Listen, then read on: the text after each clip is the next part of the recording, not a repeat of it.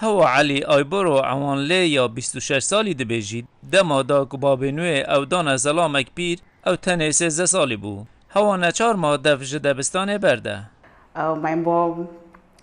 Dayıkamın ezdam zlam ekeku du caranjımın mezintır bu ve ev vekt zlam u peşerojamın da nasin. Espirdil teng bum. Şiberku ve demede hesteke pir nazik ya mirov heye.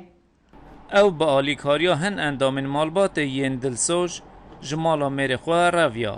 ایرو هوا به هنر خواه سردریه دیگل زواج آزاروکان یا بزوره دیگه.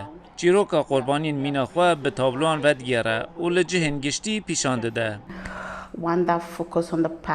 Yek baledikşine ser paşeroje u yadın ser peşeroje. Şiberveye ki tabloyallı piştmın baledikşine ser peşeroja ve kurbaniye. Levra ez cinin xwe bi cil u bergen rengin xez dikim.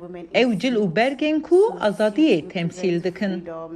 لیکولینک آدار 2023 جهیل سازیک پروردهی آفریقا و دستنشان دکه کلغانا نزیک چارکا کچین دنافبرا 12 حتی 18 سالی ده شو کرنه آن دوی تمنی دا گریدای شوه که هفجینی بوینه. پارزوان مافین جنان دبیجن که او یک جبروی چانده یه که جنین جوان دبندست میراندانه. او دبیجن جبر روشا زحمت آجیانه که چان بزوره ددن شو.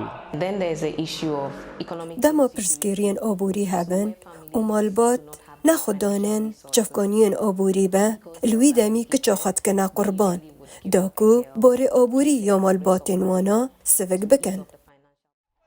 دستلدارین غنای دبیجن که حکومت آرمان جگ نتوی دست نشان کریه که حتی سال 2027 زواج آزاروکان جهوله راکه. اگر کش دو جان بنجی او دبستان دا بمینن. دوین آف برده هنرمندین مینا هوا هیوی دکن که خباتوان دی مالباتین غنای رازی بکه که زواجا کچین خواه پاش دبیخن هیا که کج مزند بن.